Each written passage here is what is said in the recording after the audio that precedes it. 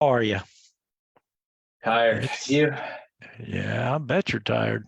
had over-unders on the squad ride today. So Oh, 2 minutes at man, 300, 2 minutes at 280, 280 really? for 10 Coach, minutes. no, that's not good. That's not good. No, When you that, factor it into what was done on Monday and then I followed up from running yesterday, yeah, I'll let you think that it wasn't good. man, it sounds brutal. Sounds brutal. 1 second here, Coach. I'll be right with you. Oh, man. Oh, man. All right. Good. Squat. Well, that's the Wednesday. Is that the ride that you advertise? I don't think I posted that. It's all right because you probably haven't updated the time either because it has been 2 o'clock since it's based out of New Zealand.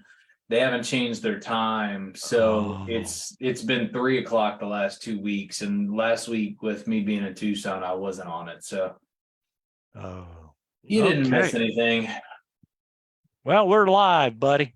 We are live on Facebook. Let Yeah, me get Facebook up so when yeah, we start getting questions there, we're not mhm, completely clueless. yeah. Well, you're not clueless, but I am. Oh, stop it. So, hey, So so while we're bantering here, because I don't think it's yeah. 6 o'clock yet, talk to me, buddy, about flip turns. Uh, I'm glad you understand my sense of humor to that response. Yes, I do. I I do. I do. I know you, and like I said, you and I had a good discussion about it. You have brought this up many times on Coach's Corner, your philosophy on flip turns.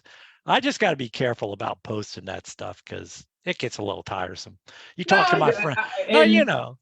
ultimately, why I did type that is just because in this industry I operate on currency, and that currency is credibility. There's a lot of other things, but credibility is one of those. And I don't want some of maybe our new members coming in thinking, oh, what kind of coach doesn't? I mean, if I know how to do a flip turn, what kind of coach doesn't want me to do it? Well, we saw Cameron Walsh's response. She's glad she doesn't have to do flip turns, but that's okay. Oh man. I mean, No, we but we could always we throw are in one we of those. are on the same page, Coach. We are simpatico. You better And as believe I it. as I have said many times, I consider you a good coach. Actually, you're the only coach I've had who hasn't fired me yet. It's been over a year. But more importantly, I consider you a good friend, and I took your comment in that context. And let's move on, man. We got great Absolutely. stuff going on. We Well, really and, do. and We your really do. friendship is very key to my heart, and I repeat Ah, to you all the time how valuable you are to me. So well, I I knew that when I put that, it wasn't gonna. It would definitely hit the mark with you, and you'd understand. But I just wanted to make kind of the rest of the population know that I'm not anti flip turn. no, I'm you're not. anti You're not. if you don't Yeah. have hydrodynamics, I don't want you wasting your time. Well, well, I'm wasting a lot of time then because I am definitely not hydrodynamic. Whatever that means, you know. I mean, I'll never forget. I had a swim coach said, Baker, what are you doing when you're pushing off the wall? You're like all over the place. I said, that's the best flip turn you're going to get out of me, coach. Well, what you Anyway. should have responded with is that I'm creating so much weight to the people to the side of me that I am interrupting their swim ability. I'll tell you. Well, uh, it's 6:02. Oh my gosh, coach. I think we better get rolling here because we have got a lot of great things going on, and flip turns and so forth. By the way, if Nathan Mertz is on the call, I need to know because Mertz. I always want to kid around with him. But He'll always have anyway, something sarcastic if he is. So yeah. Well, Mertz, he's a good guy. He was in Vienna recently, so he told me all about it. I think that's pretty cool. Well, hey folks, it is 6:02. Welcome to Coach's Corner for March 22nd, 2023. This is our monthly show on CTC with Coach Aaron Geiser. Getting your questions either in advance or you can ask questions throughout the show. We ask that you just post them in the comment section of Facebook, whether it's a question or a follow-up comment or what have you, we welcome it. Aaron, we have got a lot of new members in the club, so this is great. And I'm looking forward to, in fact, we did get a question from a new member that Beautiful. I sent to you. That is great. Tammy Anderson. And so anyway, before we get going on the questions, we got a little bit of housekeeping here to go through, Coach. What's going on? Well, first off, I think you and I are very grateful that we have people willing to put on these clinics. I just want to shout out to Ann Gartner and Ashley Yanza for their swim clinic. Survey results came back rating them as excellent. Also, Drew Burchett and Jackie Sanders. They just had their run clinic, Coach, this past weekend. And I'm happy to report, as the surveys have been coming in, they have also been rated as excellent, both in content and the way they presented their clinics. So a lot of great stuff there. So a shout out to those four. Also, we have, Coach, I don't know what happened here, but we have got a very busy month of May, and I'd like to have the members just giving you a heads up, get ready, because after April and after the pig, we got a lot going on. We got the famous Sarah Minguez and Nathan Martin and Dan Catalano are going to do their bike flat maintenance clinic. Oh, wait, don't forget, Shane Paxton is also going to be part of that. That is May 13th.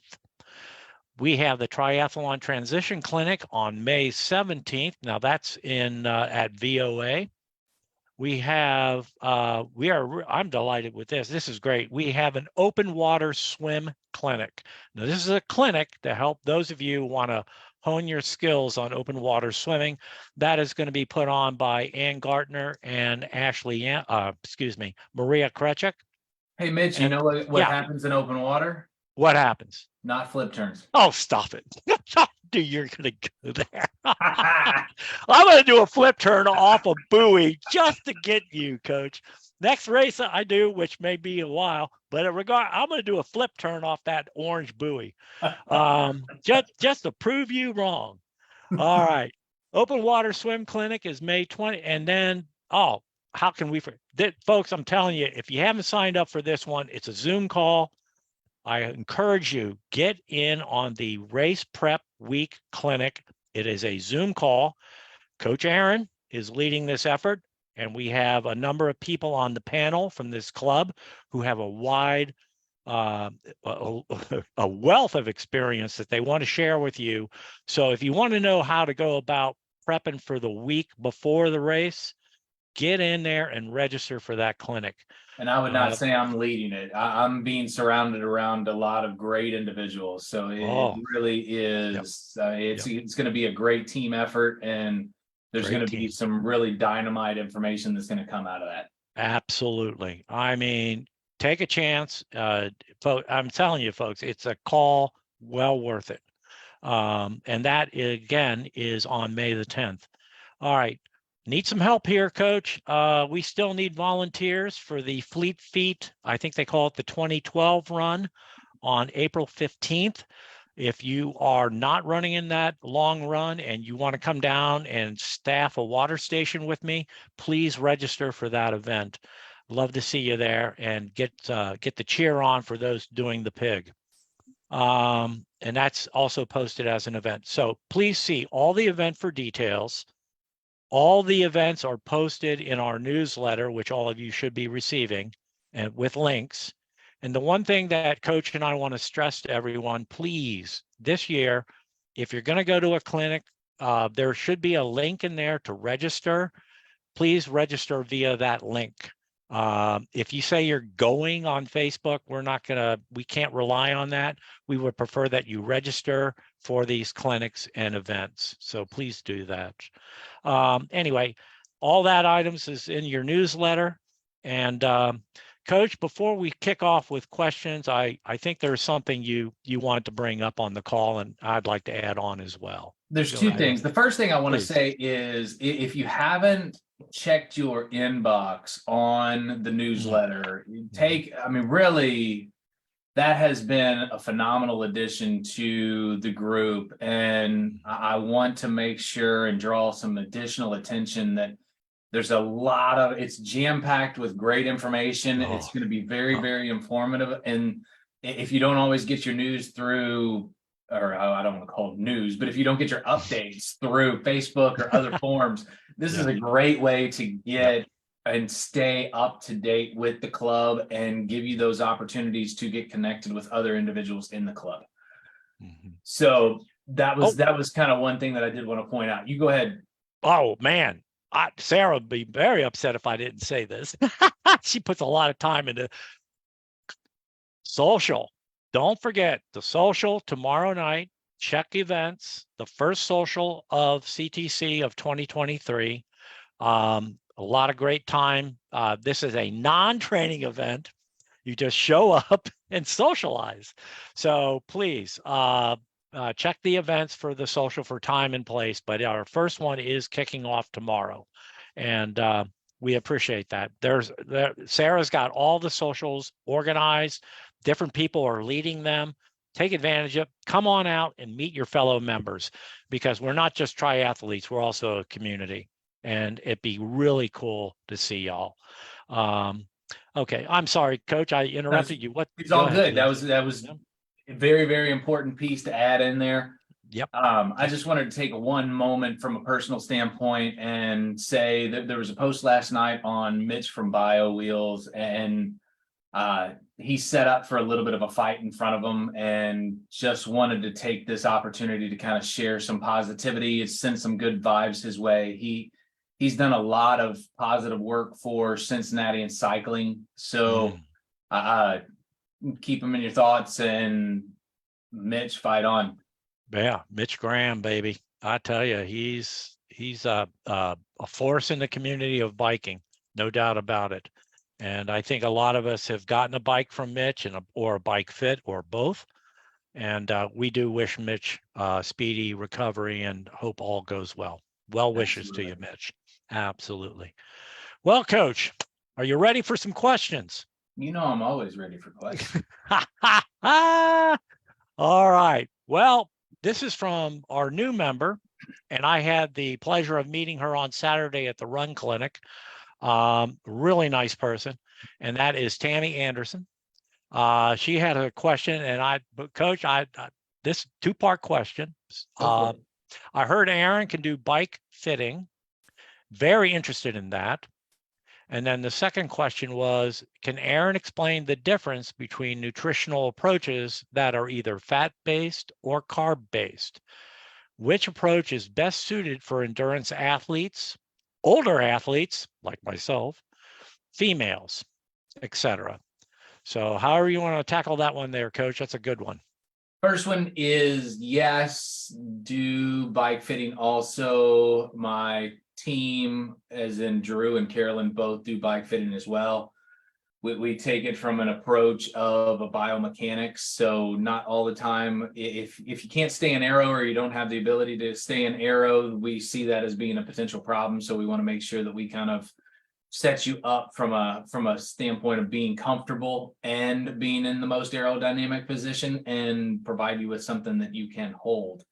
So that is something that we could discuss offline a little bit further, but myself and the two other members of my team, again, Drew and Carolyn, any one of us would be able to kind of assist in that process. And boy, she came out swinging with this nutrition question, and it's one of those, how much time do we have? Oh man, I saw that question. I was like, dang, that was I think one of our first Coaches Corner that came up. Yeah, so it's good to revisit it. It's a routine question too, because Yep. it's such a large topic that you can talk about it for hours and still not necessarily get too far. Yeah. So the difference between the actual approaches would I mean, typically what we consider kind of a high or low carb healthy fat is what we kind of discuss it in that terms for more of that fat, higher fat is traditionally the first thing that I want to clear the air, because a lot of the times I have a lot of conversations internationally and nationally about this. And when we say low carb healthy fat, a lot of the time athletes or individuals jump to, oh, it's keto. Totally not the case. And it's more of, you only have a certain amount of absorption rate that you can absorb carbohydrate calories, and what it is taking more of a moderate approach and timely approach of those carbohydrates to make yourself more efficient from a fat burning capacity. So it really is predominantly your macronutrients are going to be led by fats, followed by proteins, followed by carbohydrate. Now that for any individual could tweak just a little bit differently. It could be a 50% of your intake is from fats, 30% could be from proteins, 20% from carbohydrates. It could be 55% of that could be fats, 30%, and then 15% in carbohydrates. There's a couple of different ways that we could address that, and part of that determination is going to be feeling yourself through the process and also recognizing what type of fuel source you predominantly burn. Because the whole goal of that is to adapt yourself to operate at higher outputs, burning more fat, while when you race, you are taking in those carbohydrates, but you are storing those, what are called endogenous carbohydrates, or what are stored. It's stored glycogen in that case. So when you hear that carb loading, that is endogenous carbohydrates, because your body is storing that in muscle cells and liver.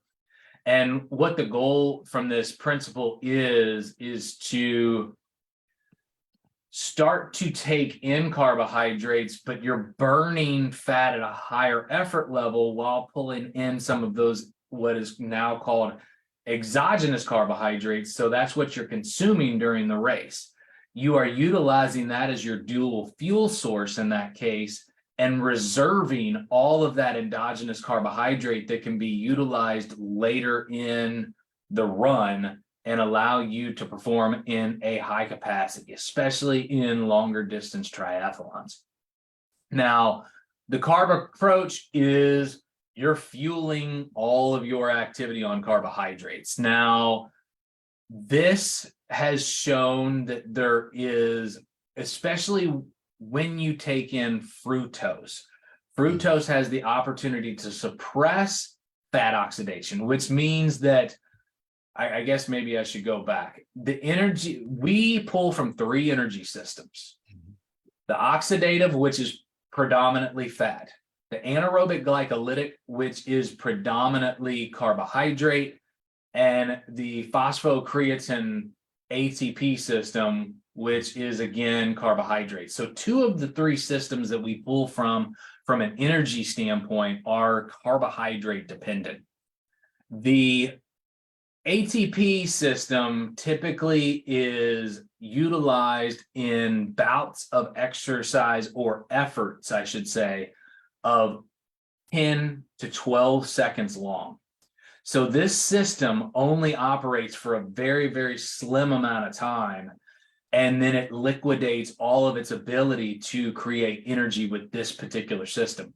The one that most athletes use is the anaerobic glycolytic, which can be, if you're going straight carbohydrate, can be used from kind of that 12-second effort to roughly 5 to 6 minute effort. Now, a lot of people are probably thinking, well, I'm going to race for 5, 6, 7, 12, 14 hours. How in the heck is that possible? Well, the key is you're always going to be pulling some form of energy from one of these three systems at one time. You are just going to pull from different percentages. So often when you go too hard, you feel like you're running into that brick wall or that bonk scenario, because what you've done is you've liquidated either that 5-minute availability of energy from that one system that was providing energy, and you need to kind of back off and allow what is the technical term, the anaerobic work capacity, or W prime, to really fuel back up. And then you're allowing some of the nutrients to come back into the cell to be utilized.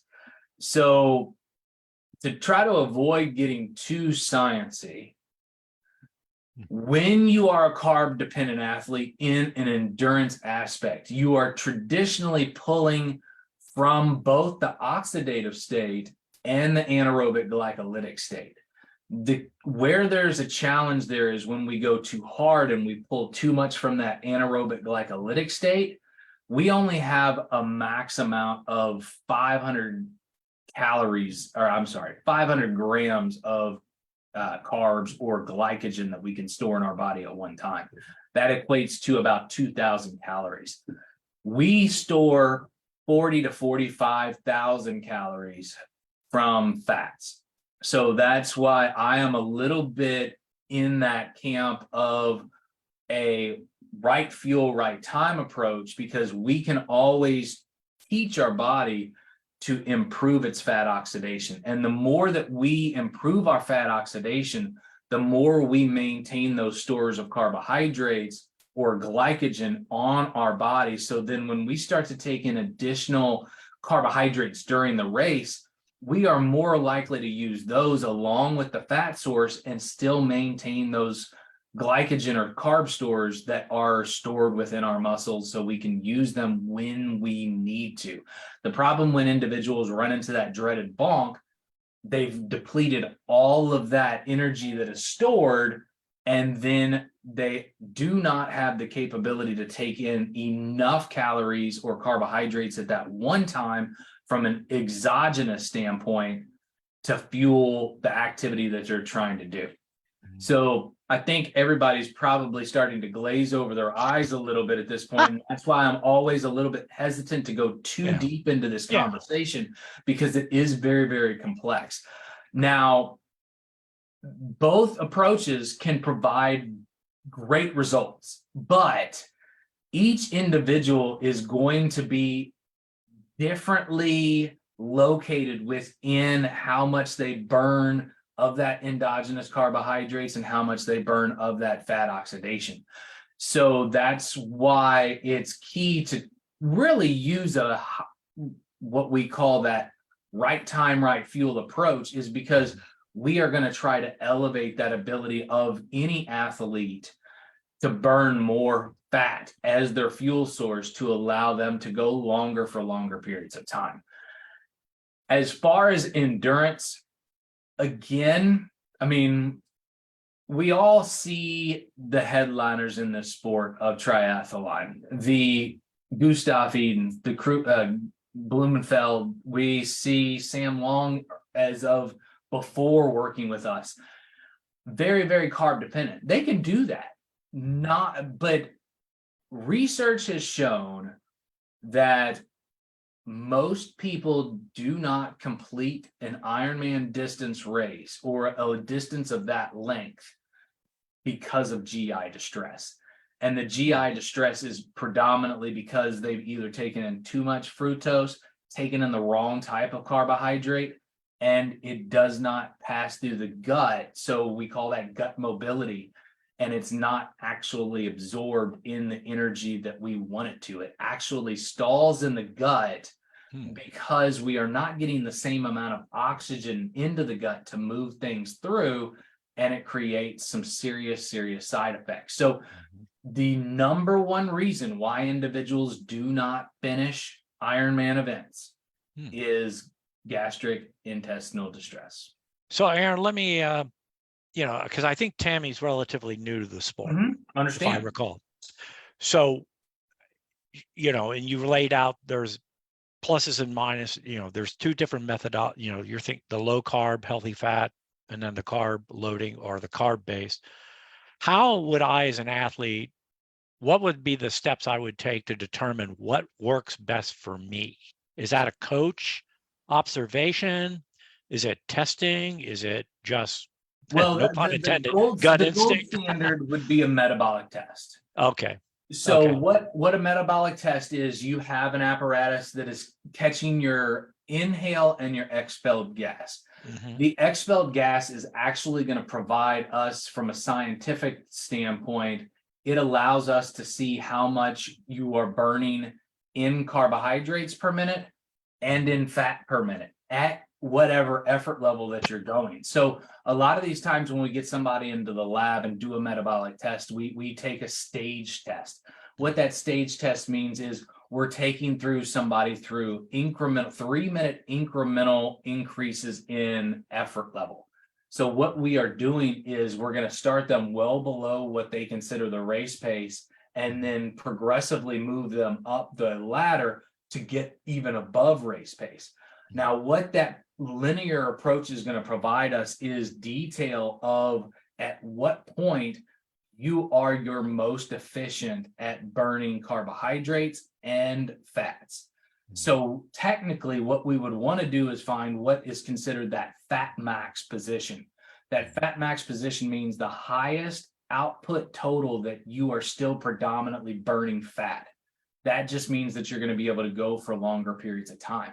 Now, let's say that same individual was more of a short course racer. So they were doing sprints, or they were doing Olympics, or they're a new athlete to it, and they're trying to become proficient at those two events. It's okay to maybe operate a little bit higher on that platform or linear approach where they're going to burn more carbohydrates, because they're going to have enough carbohydrate stores to finish that particular race. But again, from a health standpoint, I still don't like to hear, like, one of the issues that I have with the research or with the educational process through Ironman U, they tell you as an Ironman athlete to take in 1,000 grams of carbs a day. You can only total absorb 90 grams per hour. That means in that particular sense, that person is providing themselves carbohydrates every hour of their waking day for 11 hours. That's just bonkers to me. Yeah. So, and that's why a lot of the research has shown that endurance athletes, more and more as we go longer into this path and the more research that we get, more are borderline diabetic. So even from a health standpoint, I would still recommend an athlete taking in about, at the most, like some of my high carb or low carb athletes, I'm pushing under 150 grams on a normal basis. For just a normal athlete, I would be recommending about 250 at max, because that's just, anything more than that is just more than what the body actually would need in that case. Okay. And again, if you're taking in massive amounts at one particular sitting, again, you can only absorb 90 grams of carbohydrates, 60 through glucose forms, and then 30 from fructose forms at one time.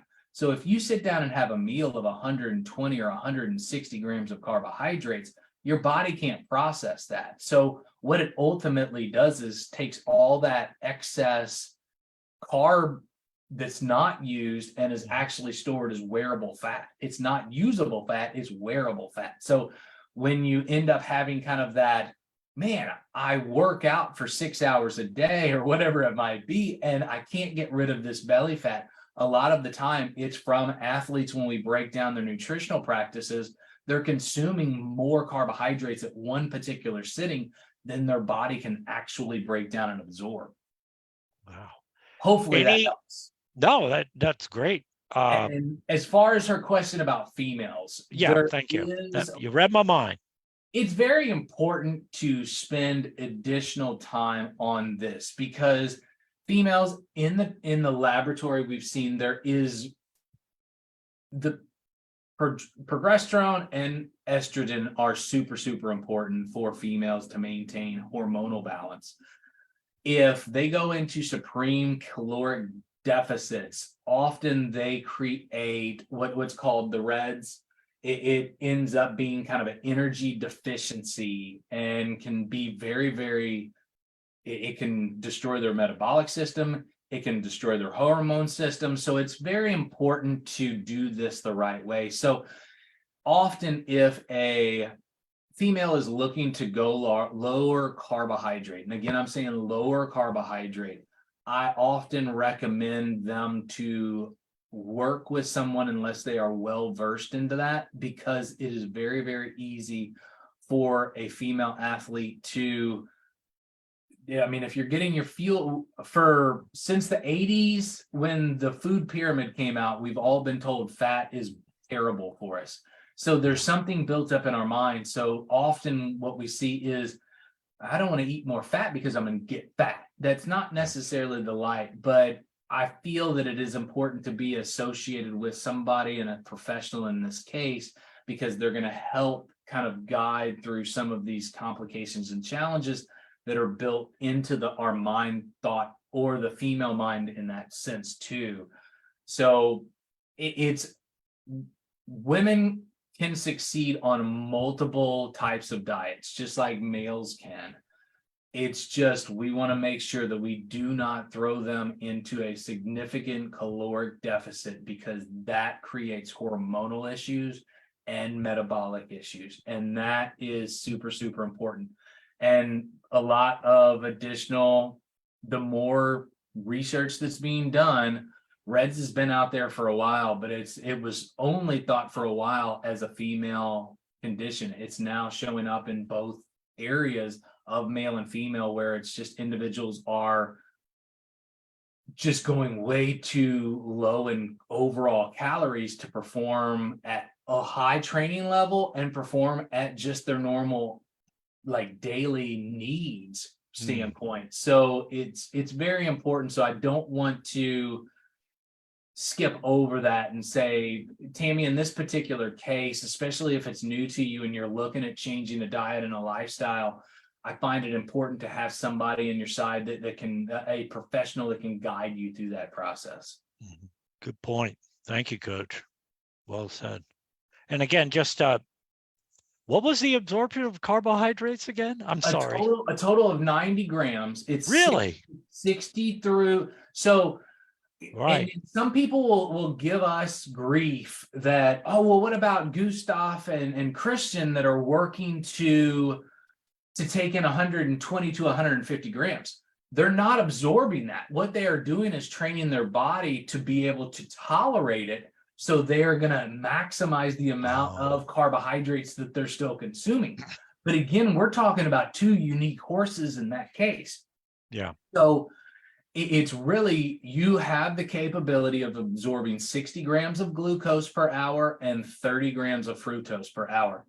From a fat oxidation standpoint, again, I want to inform you that when you take in fructose, one, it's one of the biggest contributors to gastric distress, but two, it does suppress fat oxidation, because what it does is there are these little receptors that are called GLUT4 receptors. And what those GLUT4 receptors do is allow lipids to pass through them to get into the cells to be utilized for energy production within the mitochondria.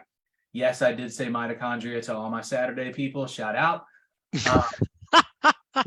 So when you have an insulin spike by taking in fructose, you often have an insulin spike in that case. What the body does in response is it closes those GLUT4 transporters and prevents those lipids to move into the system for them to actually be then utilized as an energy source.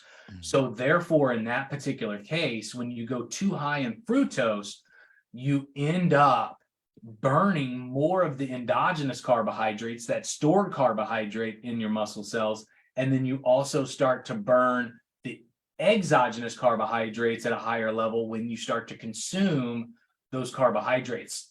But you end up taking the dual fuel source being carb and carb, and then you liquidate all your carb sources in that case. Hopefully I haven't lost anybody from well, wait, Did Nathan Mertz chime in on that? No. I haven't seen that yet, but he's a believer of my philosophy. So, oh, okay. There. Oh, Tammy Tam's saying says, thank you so much. Very enlightening. Well, we hope. And again, Tammy, don't hesitate. One thing I know about Aaron is if you got a question offline, don't hesitate to reach out to him if you need some additional information. That's great. All right, Coach, let's get on to the next topic. This is from, oh no, not Cameron Walsh. Anyway, in the past, Cam, you better be doing some hill work. Question, in the past, you have recommended supplements. Example, take some vitamin D, especially during winter indoor months. With most of our season just now starting and with better weather upon us and intensities ramping up, what supplements would you recommend we add into our daily routine and or stop? okay, this is a wonderful question. Cam always likes to jump in the think box with me. So, yep. First off, I love that she used the example of vitamin D. Typically in the winter, I do recommend, unless you have some form of deficiency, I recommend 5,000 units in that case. Typically, if you are spending a little bit more time in the summer, I would then back that down to 2,000, or you can still take in 4,000. It's one of those ones where you have to provide an extreme amount to have any kind of toxicity, and it is valuable for a lot of different physiological systems. One that is a common that I do recommend in just general and basic health is omega-3s and omega-6s. 3 and 6s. Okay. And luckily Cam and Sean got to go over to New Zealand and get the product that I have been utilizing for a bit of time now from Pillar Performance, which does go on sale at the Feed, which is one of the partners that we have through the club, goes on sale on the 25th of March. So vitamin D, omega-3s and omega-6s. And typically with endurance athletes, we are always kind of flirting with that line of significant stress. We are always flirting that line of being healthy and being sick. And one thing in that particular case, I find vitamin C being a very good introduction to the system, just because it can show a little bit of positive if you start to feel a cold. It can decrease the amount of cold or how long you're with that cold. But I just like to add that as an additional immune booster, just to have an additional layer to be protected. And I'm very sorry, Coach. What was that again? Vitamin C. Sorry, vitamin C. Thank you. All right. And one other thing that I will say, I think I'm on all of these. The one thing I will add about omega-3s is that it's also a great anti-inflammatory, and it's good for the joints. So often, one of the things that I love to do is look at blood work. And know that sounds weird, but the athletes that I work with. Do you read those, Coach, at night to put you to sleep, or what? No, it gets me too excited. There you go.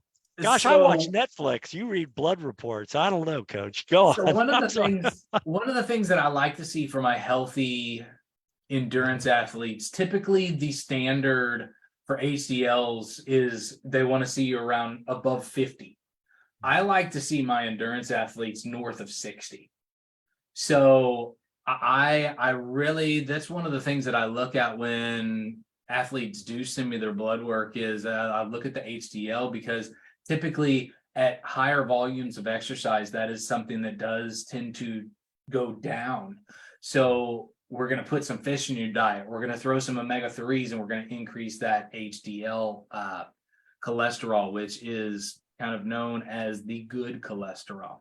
Right. So those are key ones that I put into the list. Now, I can go into a whole bucket of list of like as we start to age, there are some like NDA and NAD are very, very good from a metabolic standpoint and a cellular standpoint. So as an aging athlete, those are very, very good things to put into your diet. Now they cost a little bit more. Go ahead. What was your question, Mitch? No, I'm very sorry. What was the product again? I missed that. NAD and And yeah, just it's NAD and M&M. NDA. M&M. Okay. Not right. M&Ms, but M&M. Peanut M&Ms. All right. No, go ahead. Go ahead. I'm sorry, you were saying. It's okay. And the other one with that from a cellular standpoint is CoQ10 is typically another one that I do recommend. For some additional positives in sleep and additional sleep and just overall hydration monitoring, I recommend magnesium. And again, that is one of the things that Pillar is going to provide. It's they actually offer non-synthetic all 3 forms of magnesium. And since I've been taking that, my resting measurements have all improved like you would want to see, and the sleep has been more deep. So that's been a efficient for addition for me. But cool. I do recommend magnesium being in athletes, just because often I hear a lot of athletes, especially when we get into kind of like the race or the specific form of training and the competitive form of training, man, I'm not sleeping real well. It's because we're going at higher efforts and we're depleting our hydration levels. We're also lowering our magnesium and sodium. So therefore, adding that magnesium supplement can help when you do consume hydration. It stays in the body a little bit more efficiently and gives you a little bit more balance. So it allows you to sleep a little bit better in those states when exercise intensity increases. Cool.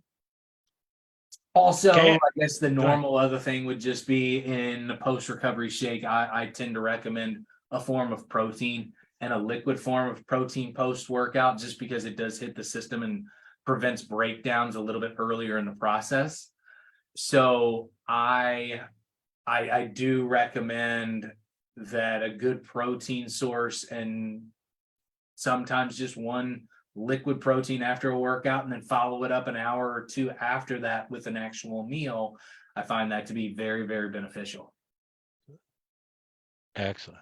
Cam, if you're on, does that help? I hope it does. Let's see here. Up. M&M's, got it. Chuck. Oh, Chuck's new to the club there, Aaron. I'm glad he was able to join our call. I met Chuck Saturday as well. Really great guy. Yeah, super dude. Always great to bring in a new, fresh set of eyes. Yeah, and I hope I pronounced his last name. It's Gerwey, Gerw. I hope I pronounced that correct, Chuck. But thanks for joining us, Chuck, and thanks for joining CTC. Before we head to the next question, because it's from Cindy Register, and it involves swimming, and I was remiss. I've got to make a pitch real quick. Justin Roush, great contest going on right now. Swim to Loveland. Okay. I just want to make it known that as of the 17th of March, I think it was, PJ Arling is in the lead. And boy, has he put in some yardage, Coach. And yours truly is in second place, a distant second, I might add. And hot on my heels is Catherine Maloney. But anyway, if you have signed up for that particular contest, it's a great creative contest by Justin. Please make sure you're updating your information and so forth for Justin. I'm looking forward to when they announce the winners at our kickoff party, which has been posted. Anyway, just a pitch out there for Justin and the great work that he's doing. But nobody has to worry, because I'm not posting any of my swim talk. Well, I tell you. Oh, all right. Next question. Cindy Register has one. It's a long swim question. I swim 3 times a week. 2 days are drills and short distances. Third day is a long swim, 2,400 to 3,200 yards. No break.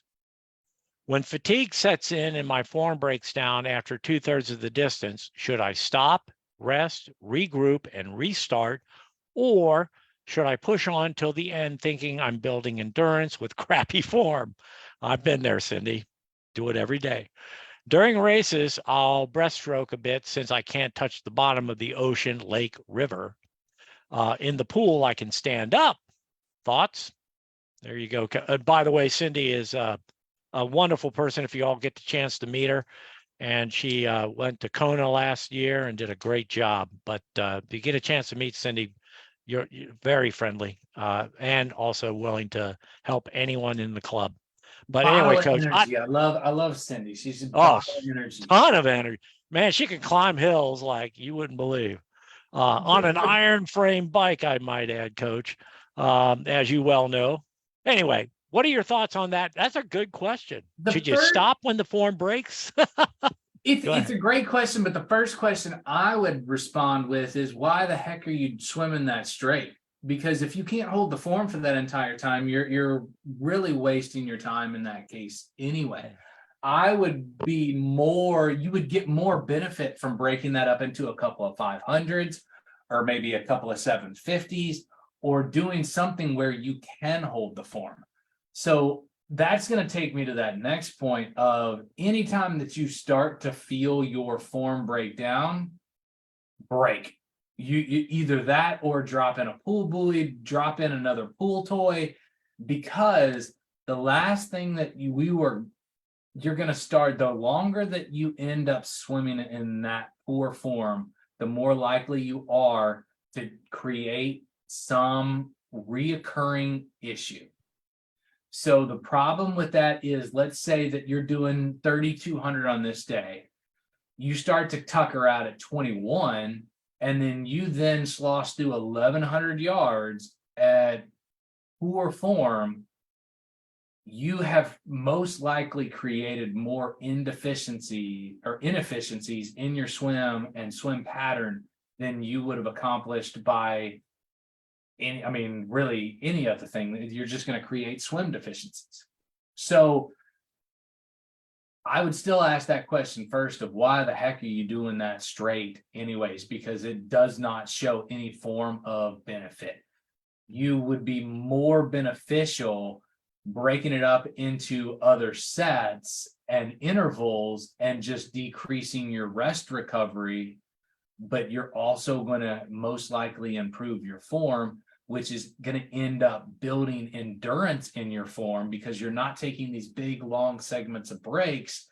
And in the grand scheme of things, you're going to end up making yourself a more efficient swimmer, because you're going to hold on to that form for longer periods of time. Good. So that makes perfect sense. We want to create fatigue with a swim, but we don't want to create it so drastically that it causes us to drop our feet or our hips decrease, and then we just end up pounding time at inefficient. And as you gave me grief on the earlier and not knowing what hydrodynamics is when your body is able to glide through the water with as little effort as possible. If we start to have saggy feet or saggy hips, we're no longer in a hydrodynamic state. And what we're doing is we're just fighting through poor form and inefficiencies. Good point. Coach, let me tag on to that, because I think this question came up during the swim clinic. Okay. And I know Ashley's working on. First off, when you sign up for the 12-week training plan through Training Peaks via CTC, I just need to ask, do you provide swim workouts with that individual? Is that part of the Training Peaks effort? Okay, I just want swim, bike, and run. Okay. I don't include strength just because in this case, they're not getting one-on-one coaching. They're asking for a training plan. So it does just have swim, bike, and run. If somebody is looking for more strength training, you can reach out to Drew or Carolyn or myself, and we do have strength training plans within that we can always help you through. Okay. But it's not part of the standard 12-week plan. Okay. So if I come to you, I'm relatively new to the sport. I tell you I'm going to do an Olymp or a sprint triathlon. You're going to be able to provide through that Training Peaks 12-week program some swim workouts for that individual. You'll have to forgive me. I haven't No, it's gone all into good. them. Depending on, so those plans, those 12-week plans are based on how much time the athlete can dedicate to Thank you. training. Okay. So on the short end of things, we're taking advantage of a lot of things in 8 to 10 hours in that case. That's going to have 2 traditional swims in it. Okay. The 10 to 12 hour plan is going to have kind of 2 to 3 swims. And I did put in a segment on there that has some bonus swims as well. Okay. And then the 12 to, or the 13 hour plan, 13 to 15, I think, or whatever that top one is. It has 3 and an optional 4th. Okay. So I just wanted to let our members know that that is one avenue by which you can get some good swim workouts, because that also came up. And I was just going to ask you, if I'm not on the 12-week plan, you know, are there other sources I could tap that would give me swim workouts? Or Swim what are your Smooth thoughts? is a good one. Tower 26 is another one that I rely on heavily. Oh, Swim Smooth. Yeah, those are 2 that Yeah. Okay. and I have relationships with both Paul Newsom and Is that Jim the guy with the McCarthy. continuous pool? Yeah. Yeah, I like those videos. He's got some great drills, folks. That guy, really good drills. All right. So anyway, I just want to encourage, please. Let me add one thing just before you get into that. Yeah. Because I don't want to lose sight on Cindy's question. Yes. So Cindy, as you say, it's kind of deeper into the plan. The one thing that I would add is just drop a pull buoy in and finish up your routine if you're really looking to do the continuous. The other piece I would say is probably break it up. But if the day calls for a continuous and you want that kind of boost in, at least paddle my arms for 3,200 yards, just drop in a pull buoy. Sorry, Mitch, go on. No. Cindy's question is paramount. No, I just wanted to make sure our members knew that as part of their membership with CTC, we do offer the 12-week training plan. You just have to have Training Peaks, which is a free software. We have that information out on our members page on the website. And, you sign up for that plan. Aaron will figure out with you how many hours you can devote, like you said, and then you can drop in some training for them. Well, when you fill out the request, you actually is one of the questions that you have to answer. So it makes it super, super easy. I just drop that into your Training Peaks account. Yep. And then you implement it where you want to start it, and it runs up hopefully to when you want to compete. Excellent. All right. I think our last question here, Coach, comes from some dweeb. His name is Mitch Baker. I get very confused as an aqua biker. I normally swim only in non-wetsuit type water events, such as the local summer races. What is a skin suit versus a tri-suit? Do they make a swim skin suit for triathletes so you don't have to change after the swim? Just jump on the bike, put on your shoes or whatever and go. Just help clarify. I know there's wetsuits, but I hear about skin suits and then tri-suits. What are the distinctions? Skin suits are technically called speed suits. Okay. So we've used this word a couple of times, hydrodynamics. There it is. So the material on a speed suit is set up to create the least amount of drag and get kind of caught up in, think of hydrodynamics as aerodynamics, but it is from the water aspect of things. So it's going to create the least amount of drag, or your CDA score in these speed suits ideally would be lower because of the material and the way that it's set up. So you might have stitching on the outside of your tri-suit where they try to put that stitching on the inside of the speed suit for the purpose of not create, because that stitching, Mitch, is going to create some form of a drag. It's not hydrodynamic. So what the thought process is with these particular suits is to try to make you the most efficient in a non-buoyancy way, because Right. what typically, if it is not wetsuit legal, you can use a speed suit in that case. The speed suit provides zero benefits from the kind of buoyancy aspect that a wetsuit does. Okay. It is all about its like slipperiness in the water. So it's just supposed to be built to be as smooth and cause the least amount of drag.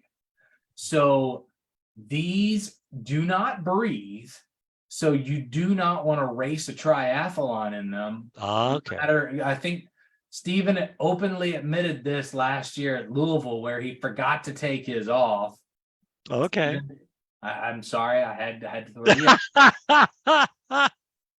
But they don't allow for the same breathing, so you don't want to get caught into a situation where you didn't take this off.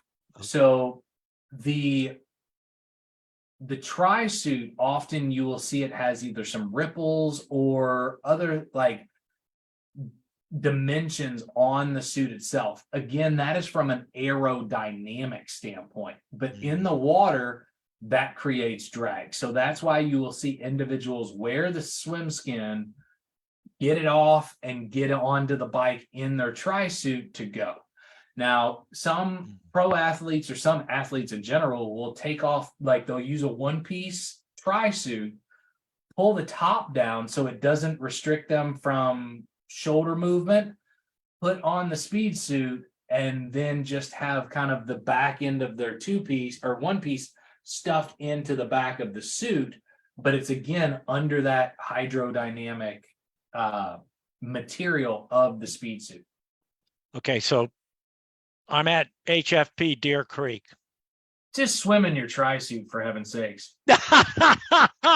Okay, that's what I was curious. I mean, so I didn't know if people actually had a speed suit that they wore right out of the water. No, because they don't Okay. breathe, because of the material. They don't breathe. They don't breathe. have. They probably don't have a chamois. You know, things of that, like a tri-suit. Correct. Okay, you're answering my question because in Steven's case, I'm assuming he went into a change tent. Am I correct? No, he pulled it off because he had his tri-suit underneath it. Oh, thank you. So okay, you're almost using the tri-suit as your bathing suit in that case, and then the speed suit goes over that. Thank you. Now you're answering a question I had. I was trying to figure. Okay, thank you. You know how in a wetsuit you typically have the zipper tag back here. Right. With a speed suit, they do not do that because again, that causes drag. Right. So what you end up having to do is kind of flip up the zipper and then just pull the shirt or pull it out.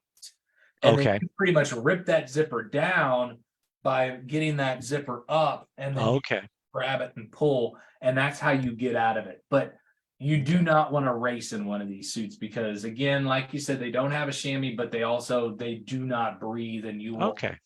Okay, that helps me. I'm getting the sequence then. Okay, thank you. Oh, sorry, folks. I'm still learning. You deserve to ask your own questions too. I know, but I just tell you, I'm still learning something, and that's what I like about this show is I walk away learning something every time, Coach. Well, I saw you taking notes during the nutritional part. Well, heck yeah! Actually, say it's. Oh man, if you could read my chicken scratch, you're good. Any questions that are posted out there, Coach? I've not seen anything, so I want to see. I mean, we got 10 people currently on. Any of you 10 have any input into a question or something that's on the top of your head? Yeah. Chuck said, it's a great question. Thanks, Mitch. Well, every now and then a blind squirrel can find a nut, Chuck. I'm sure you Uh, got more questions like that up in that doming uh, box. oh, I don't know. I'll tell you what, Coach, we are coming up on the top of the hour. If we don't have anything else posted, again, folks, all I ask is check events. We got a lot of great stuff going on. Um, if you got questions after the show, don't hesitate to reach out to Aaron. He's always willing to give you advice or tell you, where you can find answers. Chuck did ask a question too. I'm sorry. Chuck did ask a question too. Oh, go right ahead. Go right ahead. So I just bought a house with a pool. Any insight on the stationary swim systems? Hopefully next winter I'll have a Y membership or something. So Chuck, the one thing that I have a little bit of concern with the stationary swim systems is that if you have, so traditionally, I'm going to try to use my arm as kind of the demonstration. So you will have a pole that goes up, and then from the tip of that pole, you will have kind of either a bungee cord or a string that's wrapped around your waist in that case. The one thing that you do not want to skimp on or pay less attention to is how high that piece goes up out of the water. Because the one thing that I have recognized is the lower that piece is, the more likely your hips are to drop. That is going to create a bad piece of form. That is going to create something that you will end up having to overcoach yourself out of with progressed time. And that's not an easy thing to teach.